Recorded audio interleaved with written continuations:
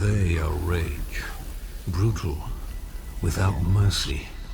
But you will be worse.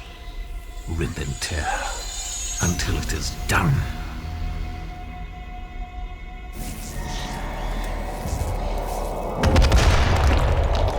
With Doom 2016, id Software made a very conscious decision, and rightly so, to not focus on the story too much. They figured that's not why people play Doom. Instead, that they probably do it for the shooting, for the action, for the ripping and tearing of demons to pieces. In that area, they obviously excelled. But surprisingly, they excelled with the story as well. Well, maybe excelled is the wrong word to use, given how much of a backseat the immediate narrative took in the game. But there were some really good backstories and lore to dive into. One of the most interesting things that lore described was the ancient order of elite warriors known as the Night Sentinels, and here that's who we'll be looking at as we count down the days to Doom Eternal's launch. So, who exactly were the Night Sentinels? To answer that question, we need to go back in time, all the way back to the origins of the race known as Argenta and world known as Argent D'Nur. Argent D'Nur, a place rich in power and resources, was a hostile place that didn't exactly make life easy. Beings of immense power known as wraiths were the first ones to rule over the world, and were the ones who allowed evolution of life to occur. That evolution would eventually lead to the Argenta, who referred to the wraiths as the firstborn. A combination of the powers bestowed on them by the wraiths and the harsh and hostile realities of the world that they lived on meant that they soon developed a culture of warriors. The kings of the Argenta were always great warriors who would lead them from the front of the lines on battlefields in times of war. A king who could not do so was deemed unfit to rule, not a king at all. It was the warrior king known as Ormero the Father who established the Order of the Night Sentinels, with their primary purpose being as guardians of wraiths. Their duties were manifold. While they were of course considered guardians and servants of the wraiths, and the ones who could channel and harness their incredible powers better than any other, the Argenta also knew that this power also had the potential to easily corrupt regular folks and turn them into hellish monstrosities.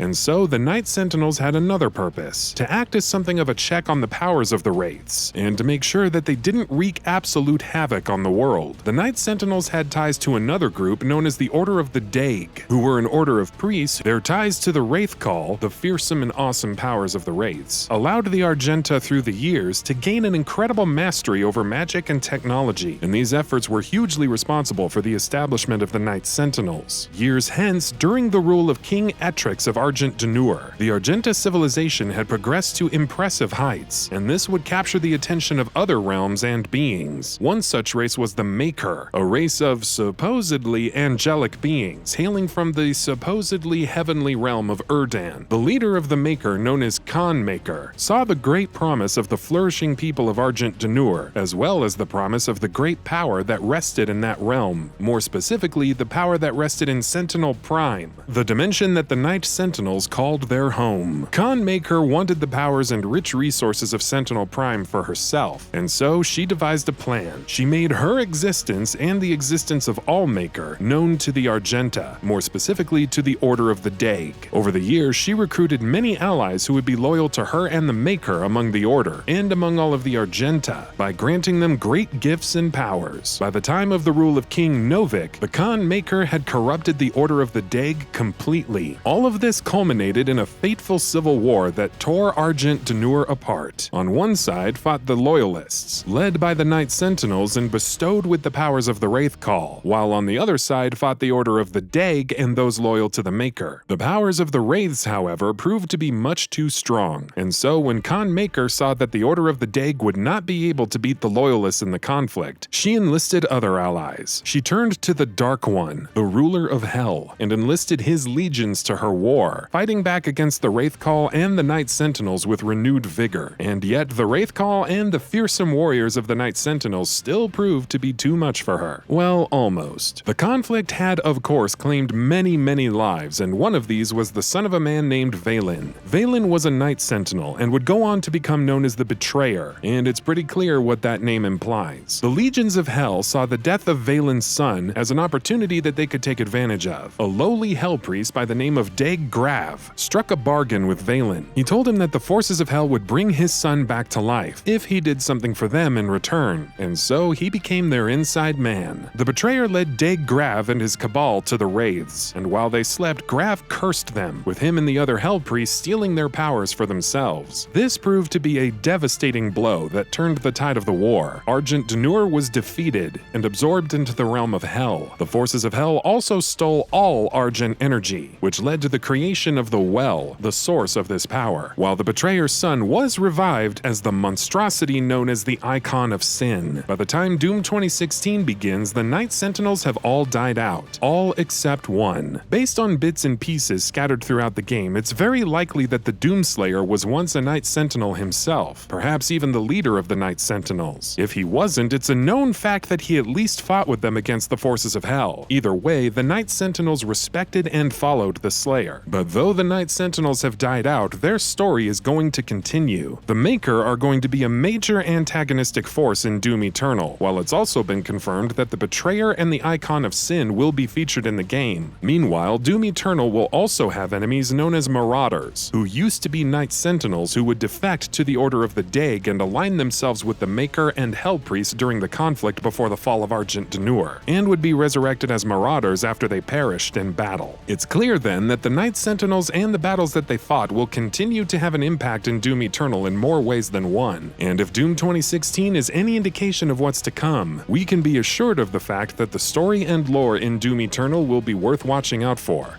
And that about does it for this video. If you enjoyed what you watched and want to see more from Gaming Bolt, please hit the subscribe button. Also, don't forget to switch on the notifications bell icon next to it. That way you'll never miss any of our videos. Thanks for watching.